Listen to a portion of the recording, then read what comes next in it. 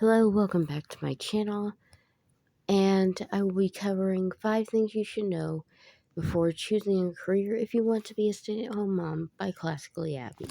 Hello, Classic Crew, and welcome to today's video, where we're going to be talking about how you can do work before you have kids that will allow you to stay at home with your kids after you're a mom.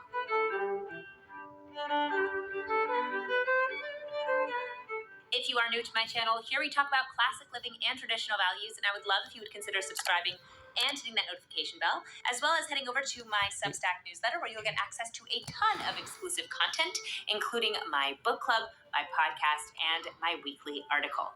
If you see me looking off to the side or hear any sounds in this video, that is my baby. He is very entertained by what I am doing right now, so that is just a warning ahead of time. But in today's video, I want to talk about 5 ways that you can have a job before you get married, before you have kids, but that will allow you to transition to being a stay-at-home mom or working from home so that you can be around for your children as they're growing up. I think that a lot of the time we've been taught that we have to pursue our career as hard as possible, and then when we get married and we have kids and we want to stay at home, there's a lot of guilt involved with that. So today I want to talk about ways that you can actually choose a job that won't make you feel bad when you want to stay at home or if you want to work part-time from home.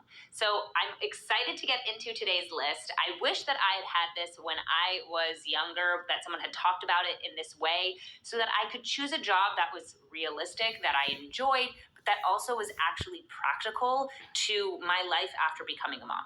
So let's get into today's video. Okay, the first way that you can pursue a job that won't mess you up when you want to be a stay-at-home mom is to not put yourself into debt. First of all, some people have no choice, Abby. Your family was wealthy, if I'm not mistaken. You basically had your education handed to you. Some of us don't. This is, I think, the most important thing that you can do as a woman who wants to be at home or who wants to work part-time from home. First of all, I don't think anyone should go into debt for education. So let's just get out of the way. But especially if you want to be a stay-at-home mom or work from home, putting yourself into debt is really going to limit those options for a few reasons. One, you're going to have to pay off that money. And number 2, I think there's a lot of guilt associated with putting a lot of money into something and then not actually pursuing that career to its highest level. It is not a good idea to ever put yourself into debt for education because it doesn't ever pay back what you... First of all, you've never put yourself in debt, or at least I don't think so. So how do you know? put into it. But especially in this situation, just go to a community college or try and get a scholarship or go to a local school as opposed to going out of state. Don't put yourself in a financial situation that would prevent you from being... This from someone who flew across the country and went to Manhattan School of Music. able to actually be a stay-at-home mom or just to work a job that kind of contributes to the household but doesn't necessarily provide for the entire household. Having debt is never worth it, and it really only will come back to make you miserable. And if you feel like you have debt that you need to pay off, you won't be able to stop working or work less with a clear conscience. So I really don't recommend putting yourself into debt in any situation, but in this situation particularly, I would not recommend it at all. Number 2 is don't put your career over everything else. So this is something I think it's again this sunk cost fallacy. So when you are pursuing certain careers, okay, let's talk about law, let's talk about medicine. That job takes over your life. Like, you cannot do any... And if nobody did those jobs, Abby, who do you think is going to be your doctor when you get sick? Anything else while you are in school for those things, depending on kind of your specialty and all these things, but in most cases it really is all consuming. Also, don't you have a husband that went to law school? If you are pursuing a career like that, then if you decide not to pursue it after you have children, you will feel guilty again. It's this guilt thing that we all struggle with for having wasted all that time on something that you don't actually want to pursue all the way to the top. So don't choose a career or study in something that is going to take up your whole life so that you then feel guilty that you spent all that time on something that didn't pay off. It's just going to make you sad at the end of the day if you look back at those years and think, oh, I could have been using it in a different or better way, and instead I used it for that and now I'm not even pursuing that. Now, I believe that everything you've done in your past influences who you are and where you are in your future, but Excuse me, are you singing opera now? Didn't you spend thousands on that? even with that, you still have to struggle with those guilt feelings of I wasted time.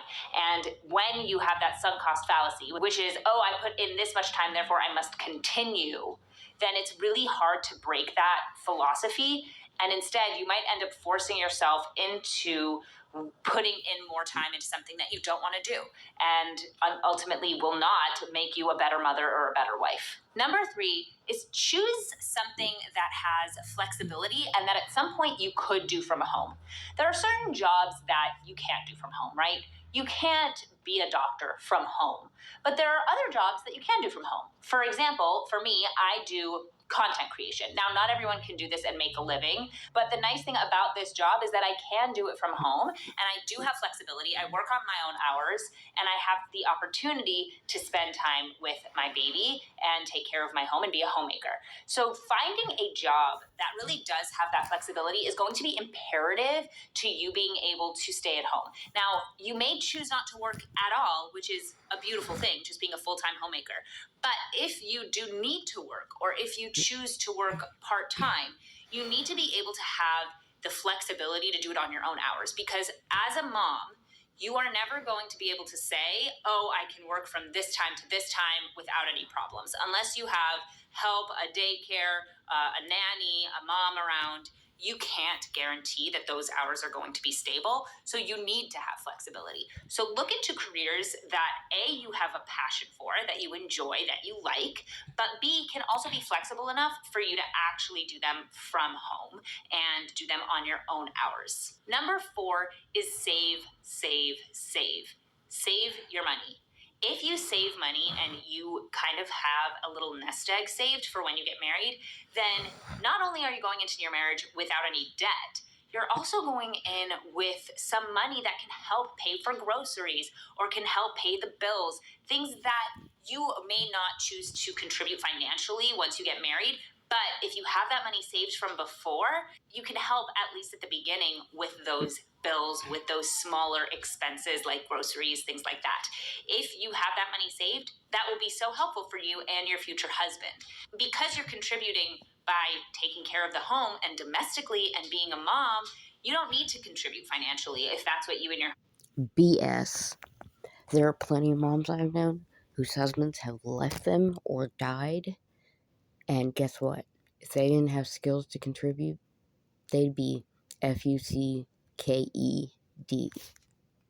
husband are able to work out. But with that in mind, it's really nice to have a little bit of money to bring into your marriage that can just help out with those smaller things. Number 5 is do work that you can take time out of the workforce and still re-enter it after a certain period of time. I think Abby, employers don't even like small gaps.